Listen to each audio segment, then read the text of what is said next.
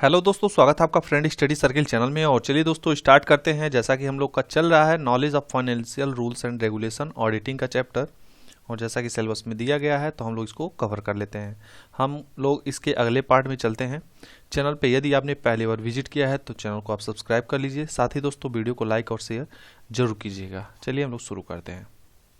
और जैसा कि यहाँ तक हो चुका था इसके पहले पार्ट में, हम लोग इसके आगे चलते हैं। और क्वेश्चन दिया गया है, क्वेश्चन नंबर 29 है। इसमें बताया जा रहा है कि कंपनी अधिनियम 2013 की धारा, उसके बाद खाली स्थान दिया है, के अनुसार कंपनी के लेखा परीक्षक के रूप में नियुक्त व्यक्ति को धारा 141, उसके बाद ब्रैकेट में जो है दो उपक्लास जिसे बोलते हैं क्लास, के प्रावधानों के अनुसार लेखा परीक्षक की रिपोर्ट पर हस्ताक्षर करना होगा या कंपनी के किसी अन्य दस्तावेज पर हस्ताक्षर करना होगा या प्रमाणित करना होगा। इसके पहले वाले पार्ट को देखा होगा यदि आपने, तो बड़े आसानी से इन ऑप्शन से आप आंसर दे सकते हैं। ऑप्शन पहला है 145, दूसरा 142, तीसरा 144 या फिर चौथा 141। यहाँ पे किस धारा के अनुसार होगा ये आप बताएंगे। और जैसा कि हम लोग आंसर देने से पहले चलते हैं इसके एक्सप्लेनेशन पे। और यहाँ पे बताया जा रहा है कि कंपनी अधिनियम 2013 की धारा 145 के अनुसार, ठीक, किसके अनुसार? 145 के अनुसार, याद रखिएगा। कंपनी के लेखा परीक्षक के रूप में नियुक्त व्यक्ति को धारा 141(2) के प्रावधानों के अनुसार लेखा परीक्षक की रिपोर्ट पर हस्ताक्षर करना होगा या कंपनी के किसी अन्य दस्तावेज पर हस्ताक्षर करना होगा या प्रमाणित करना होगा। ठीक है, तो इसके हिसाब से आपका राइट आंसर क्या हो गया?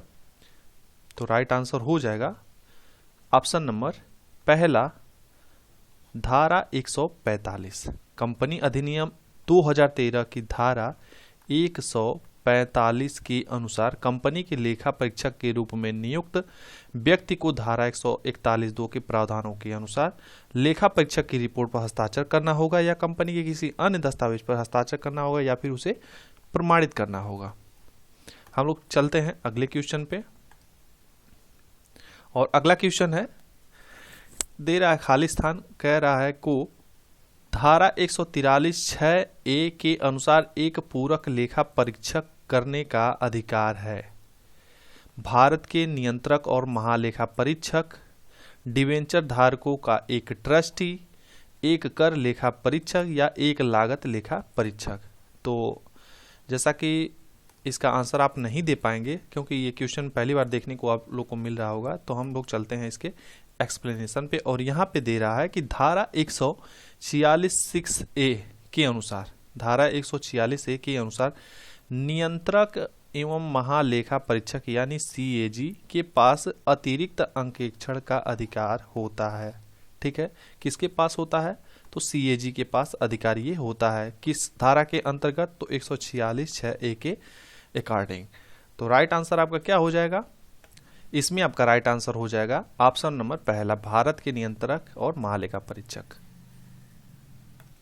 बहुत ही शानदार क्वेश्चन, मोस्ट इंपॉर्टेंट क्वेश्चन, इसको याद कर लीजिए, एकदम अच्छी तरह से याद कर लीजिए। कह रहा है क्वेश्चन नंबर 31, कंपनी नियम 2014 के अनुसार एक लेखा परीक्षक जो यह पता लगाता है कि जो धोखाधड़ी की गई है यानी गबन की गई है को, खाली स्थान दिया है, रिपोर्ट करना चाहिए। किसको रिपोर्ट करना चाहिए? ऑप्शन क्या है? कंपनी के रजिस्ट्रार, दूसरा सेबी, ये SEBY है जो, ठीक है, तीसरा है केंद्र सरकार और चौथा राज्य सरकार। तो ये वाला क्वेश्चन आप लोगों ने देखा भी होगा। वैसे चलिए एक्सप्लेनेशन देख लेते हैं। और यहाँ पे दे रहा है कंपनी लेखा परीक्षा और लेखा परीक्षा नियम 2014 के अनुसार एक लेखा परीक्षक को जब यह पता चलता है कि धोखाधड़ी हुई है, ठीक, तो वह इसे केंद्रीय सरकार को रिपोर्ट करता है। किसे रिपोर्ट करता है? सेंट्रल गवर्नमेंट को रिपोर्ट करता है। यह अंकेक्षक का दायित्व है, ये अंकेक्षक का जो है दायित्व है कि धोखाधड़ी की दशा में वह इसे केंद्र सरकार को सूचित करे। ये उसकी लायबिलिटी बनती है कि वो किसको सूचित करेगा? केंद्र सरकार को ही सूचित करेगा। तो इस तरह से इसका राइट आंसर क्या हो जाएगा? इस तरह से राइट आंसर हो जाएगा ऑप्शन नंबर तीसरा, केंद्र सरकार। ठीक है,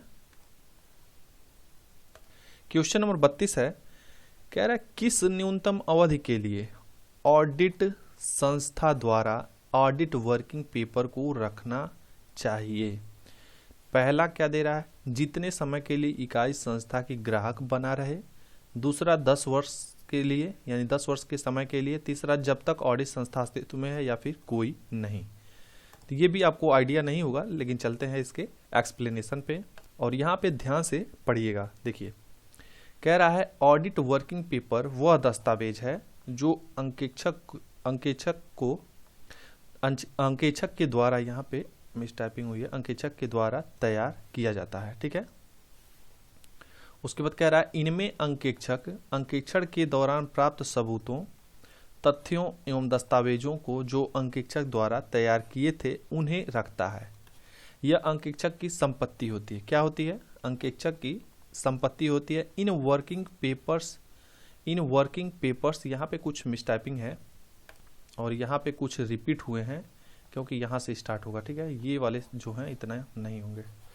यहाँ से स्टार्ट हो रहा है सेंटेंस और कह रहा है इन वर्किंग पेपर्स को अंकेक्षण या अंकेक्षण संस्था को ICAI के नियमों के अनुसार 7 साल के लिए रखना आवश्यक है। कितने साल के लिए? 7 साल के लिए, 7 ईयर्स के लिए रखना आवश्यक होता है। ये आप ध्यान देंगे। अब इम्प्रूव है यहाँ पे, तो 7 साल के लिए इसे रखना जो है आवश्यक होता है। तो इसके अकॉर्डिंग तो आपका ऑप्शन ही नहीं है, तो राइट आंसर क्या हो जाएगा? कोई नहीं। ठीक है। क्योंकि ये यहाँ पे 7 ईयर होता तो ये आपका आंसर हो जाता। अगला क्वेश्चन है समवर्ती लेखा परीक्षा डैश यानी खाली स्थान का भाग है। आंतरिक जांच प्रणाली, सतत अंकेक्षण, आंतरिक अंकेक्षण प्रणाली या विकल्पों में कोई नहीं। समवर्ती लेखा परीक्षा किसका भाग है? तो चलिए देखते हैं। और यहाँ पे दे रहा है समवर्ती लेखा परीक्षा आंतरिक लेखा परीक्षण प्रणाली का हिस्सा है। आंसर आपको यहीं पे मिल गया होगा। आंतरिक लेखा परीक्षा प्रणाली का हिस्सा है।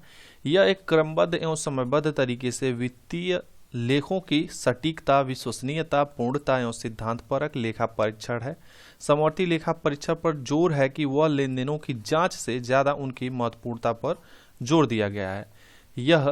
यह ज्यादातर बैंकिंग एवं वित्तीय संस्थाओं द्वारा प्रयोग में लाया जाता है।